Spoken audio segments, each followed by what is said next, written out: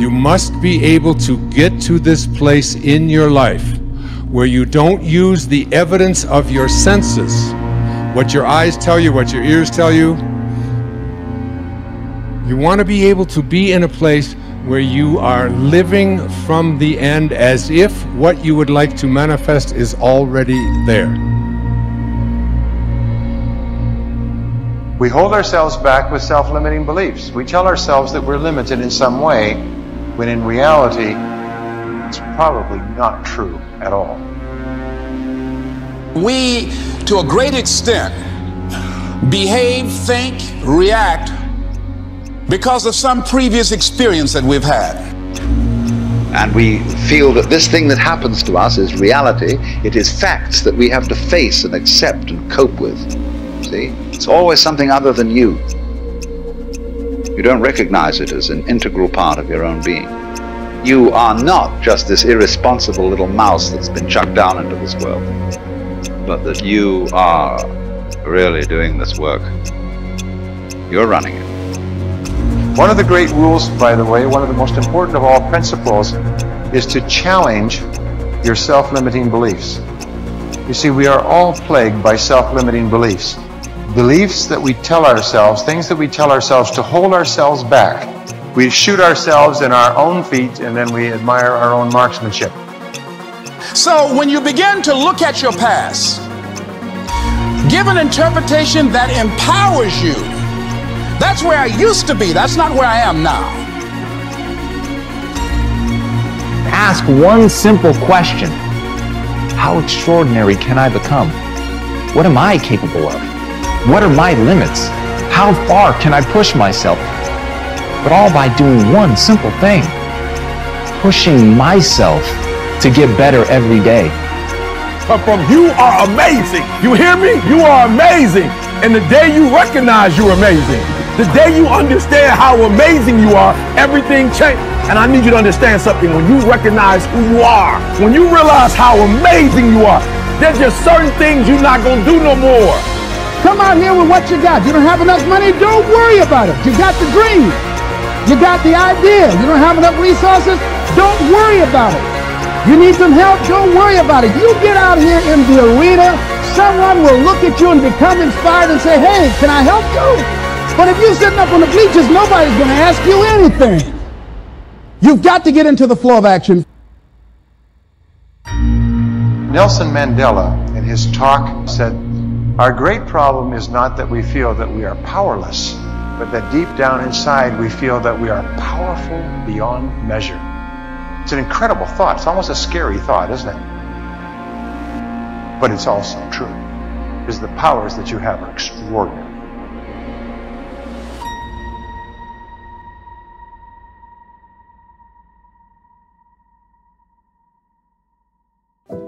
Perception can rewrite the genetic code. When you're under stress, you will rewrite your genes. It's built into every one of your cells. You have genetic engineering genes. The function of these genes is if you find stress that the body cannot seem to get out of, the body will make an effort to change its structure to get out of the problem. And of course, the issue is this. What if your perception wasn't real? And you change your genes? Now you're in deep doo-doo. And we now find a very important fact. 95% of cancer has no genetic linkage. 95% of cancer is a response of the individual cells to their experiencing life. And if you change your experiences, you can change the presence of that cancer. You think 60 to 70,000 thoughts in one day.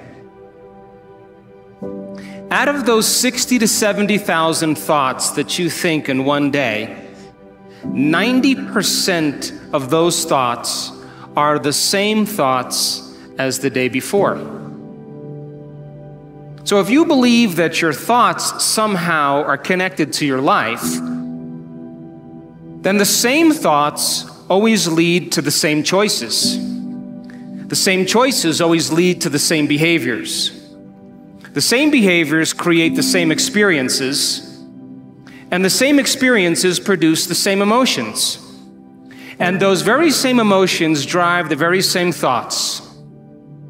and your biology, your neurocircuitry, your neurochemistry, your neurohormones, and even your genetic expression is equal to how you think, how you act, and how you feel. And how you think, how you act, and how you feel is called your personality. And your personality creates your personal reality. That's it. So then, if you wanted to create a new personal reality, a new life, then you would have to start thinking about what you've been thinking about and change it. You would have to become aware of your unconscious thoughts and observe them. You would have to pay attention to your automatic habits and behaviors and modify them. And you would have to look at the emotions you live by every single day that are connected to your past and decide if those emotions belong in your future. You see, most people try to create a new personal reality as the same personality, and it doesn't work. You literally have to become someone else.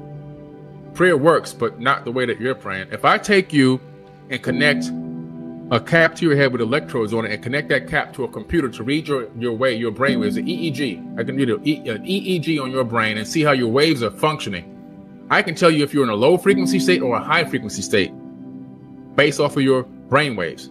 If you're an emotion of fear, doubt, anguish, begging, which is praying, the typical person begs when they pray, that's low frequency. Now, if I take you with that same exact technology and connect it to a computer, and to read your brainwaves, and I have you in a position of upright power, understanding, commanding, unconditional love, happiness. Now it's going to be high frequency waves going to the computer. The universe reads waves low frequency and high frequency. It knows low and high, and guess what? It's going to give you back whatever you give it.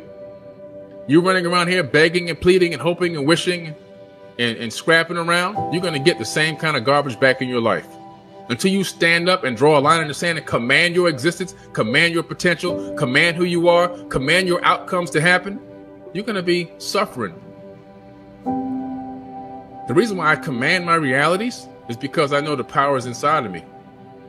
So I command myself. I don't get on an airplane and pray to arrive at my destination safely. I command I arrive at my destination safely. I command it. Why? Because the same power of the Creator is inside of my body.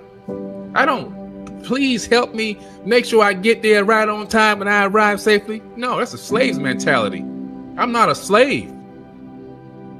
I got the power of the Creator flowing through every atom in my body. So that I have a fractal of that power in me. I'm going to command things with confidence.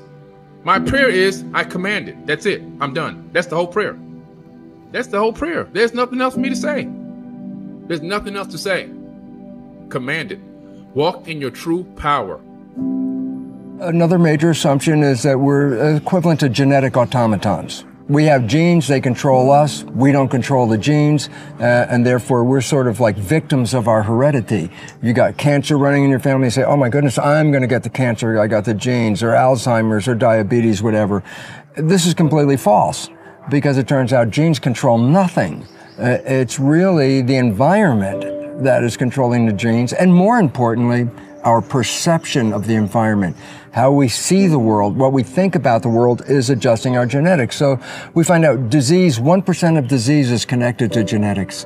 90% or more of disease is connected to how we live in the world, because how we live in the world is altering or affecting our genetic activity. So what we know and what we believe is changing our reality constantly. Right, because the new science is called epigenetics. And what it means is this: our beliefs and how we see the world, we change our genetics. So rather than being victims, which we have believed all the way up to now, we are the masters.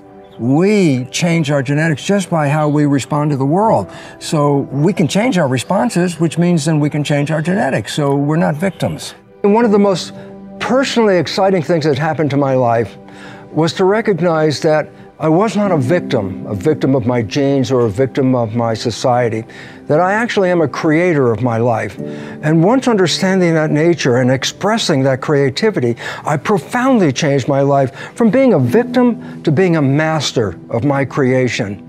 And today, I have such a wonderful life that it actually has no comparison to the first 40 years of my life where I lived under the programming that I received as a child. Today, I've created such a joyous, wonderful life that I look forward every day to waking up to have another day on this beautiful planet.